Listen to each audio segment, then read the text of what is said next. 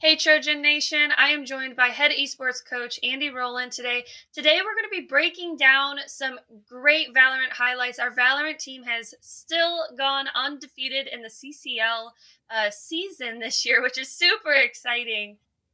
Coach, can you give us a breakdown on kind of what the team is up to this weekend? Because we know that you guys are actually going to be on the road, which is a pretty rare occasion for your team. So where are you guys headed? Yeah, with esports, you never really need to travel for competition. You can just kind of do it online. But this weekend, today, actually, we're headed West River to Rapid City. They're doing their Grubby Games convention, and they're bringing in a lot of the CCL contenders and some outside schools, and they're doing a gaming convention for charity out there. Should be really great. The competition is going to be pretty good. With that being said, our team is the team to watch out for. So, going into this tournament, we have really high hopes, and I think it's going to be really great practice for us to get that LAN in-person competition feel for our championships that are coming up here in the next couple of weeks. That's exciting. Well, let's get over and take a look at the roster because we have a nice graphic this week. Let's take a look at your guys and kind of have a nice little breakdown about all of them. Yeah, I really want everyone to get out and get to know who these guys are. These are some really great players, really great people, great leaders, excellent students on campus. And I know I've talked about them before, but I want to start with Caleb Schneider in the middle, Frog fan. He's the captain of this team. He's the leader. He's my coordinator. He's the manager. He's the guy. He's the one that makes calls during the games. He's the captain. His right man hand is right next to him. Jacob Moss, Jay Mula. Those two have been on this team for quite some time since Valorant has been at this campus. So those two guys are real pillars in the scene. Right next to them would be Billy. Billy's on the far right. He is a key piece to this roster. When he came in, he's a student of this game, and he came in with tactics and really sort of pulled this team together for the professionalism that they have right now. And we'll see a clip from him today. On the far left, I want you guys to look at Carson Boyle. Xeon, we'll have a clip from him. Carson's amazing. He's an excellent student. He's the first one to jump up when we need something done. He's excellent for volunteering, and he plays this game really well. And we're going to see that here in just a bit. He won Most Improved Player last year by his peers and his captain. So he's definitely becoming a huge part of our Valorant scene. And then brand new this year is Jack Fallons. Lunchbox. He did an excellent job of jumping into this roster and fitting the mold, being that piece of the puzzle.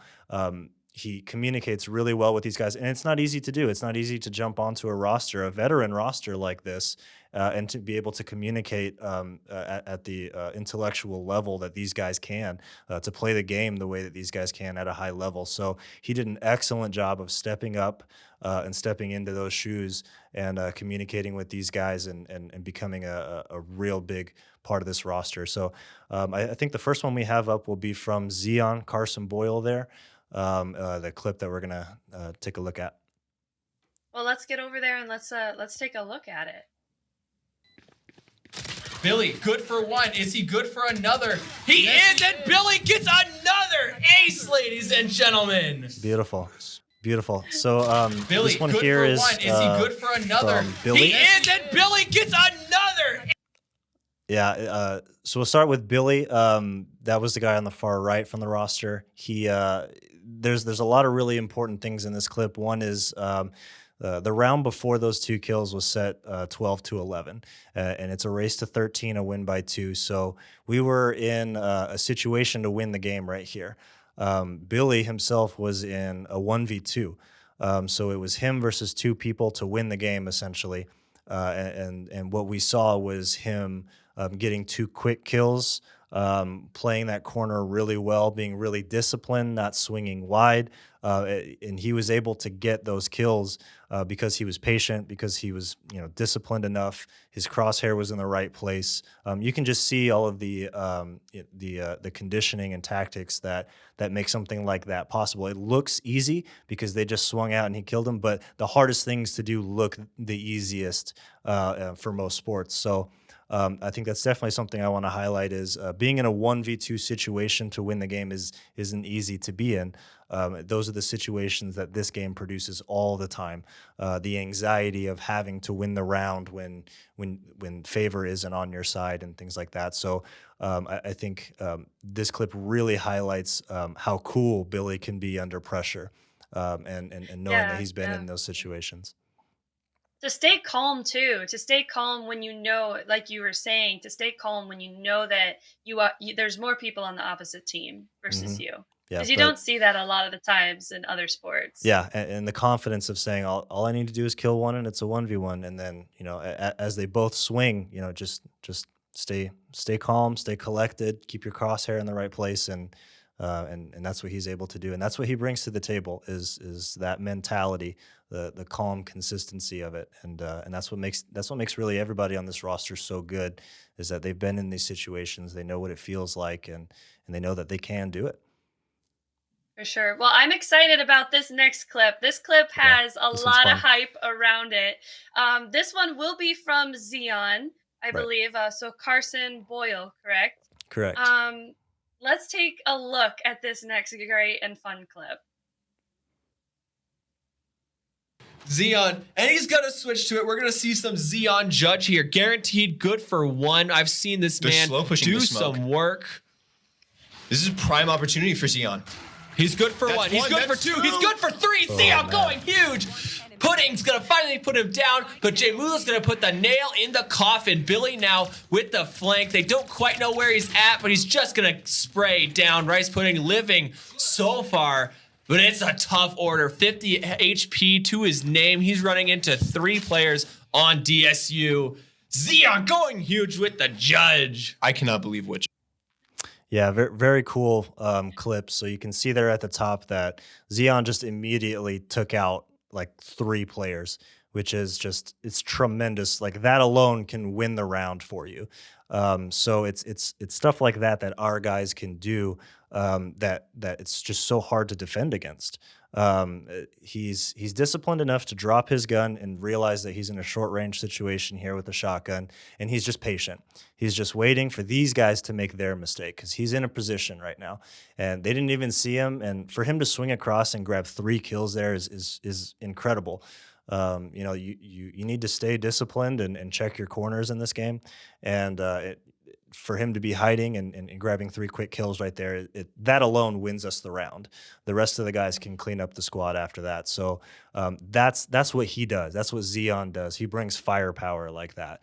And we've seen a couple of clips where he picks up that Judge or whatever it is, and he'll just go off and grab kills like that and just single-handedly win a round when knowing that the other guys will clean up the other kills and giving our team an advantage by putting his life on the line like that. So that really I think that clip really highlights his play really well, is he's the guy that's going to create the show for us. He's going to go out there and he's going to grab those kills and win the round, and that's what makes these guys so much fun to watch, is the way that they play, their play style. Everybody has a job and they stick to it. Jay Mula here cleaning up the round and winning it for us. So it's that's why these guys are so fun to watch, is because they can be so explosive like what we just saw. I think it's also important to point out that for competitive reasons, that's why we can actually see the silhouettes of the opposite team. But in game, these guys cannot see each other. They don't know where. He doesn't see those red outlines. We can, because we're watching it, and it makes for a better understanding of the game. But yeah, he doesn't know how many people are around the corner there until they actually start showing, and they don't know where he is. It's a very tense situation that happens all the time in Valorant. It's really fun. For sure. Well, these are some exciting clips. We're excited about the Valorant team, and we're excited to see what they're going to be doing this weekend. This team has just been an outstanding kind of A grade team this year, especially a great representative for the esports team. So thanks again, Coach, for coming in today, going through some clips. We haven't had the opportunity to do that yet. So Yeah. it's really exciting that we were able to finally do that. Yeah, yeah, and this is just a taste. They do stuff like this every week, and it's so much fun to watch them. So check us out on Twitch. We're moving into postseason matches next week, and then after that, you'll be able to see these guys compete live at the Dakota Playhouse here on campus in their championship matches. Against some surrounding schools. So CCL will be here on campus. You'll be able to watch stuff like that happen all the time, and we're really looking forward to it. This weekend is really something that we're honing in on, and we can't wait to report the good news of when we come back. But yeah, stay tuned. There's some really exciting stuff going on. Awesome. Well, thanks again, Coach, and have a good one. I appreciate it. Thank you. Thank you for tuning in to another Tune In Trojans broadcast. Let's take a look at next week's events and matchups on our schedule. It looks like on Saturday, we're going to have quite a bit of volleyball going on. We're going to have a alumni match at the field house at 11:30 a.m. This will be a free entry event for you guys to come and watch some of our alumni coming back to play just a nice, fun matchup game. The same day, we'll have our last regular season matchup against Waldorf at 3 p.m. And also the same day, women's basketball will be in their day 2 of the Cattle Classic versus Concordia at 2 p.m. Moving on to Sunday, Esports will be taking over with their first rounds in CCL semifinals for Rocket League at 7 p.m. You can find this on the Twitch as well. Also the same night, starting at 8 p.m., Valorant will be playing. Moving on to Monday, Esports will continue with another first round CCL matchup for League of Legends at 8 p.m. Moving on to Tuesday, women's basketball and men's basketball will have a doubleheader versus Mount Marty. Women will play at 6 p.m. and men will play at 7:45. And then we have a couple of lull days going on next week. And on next Friday, women's basketball will be playing in the Viterbo tournament versus Iowa Wesleyan at 1 p.m. If you're interested in finding more links or watching live streams and stats for any of these upcoming events, you can find all of that information on our website at www.dsuathletics.com. Thanks again, everyone, for tuning in for another broadcast this week. And until next time, go Trojans.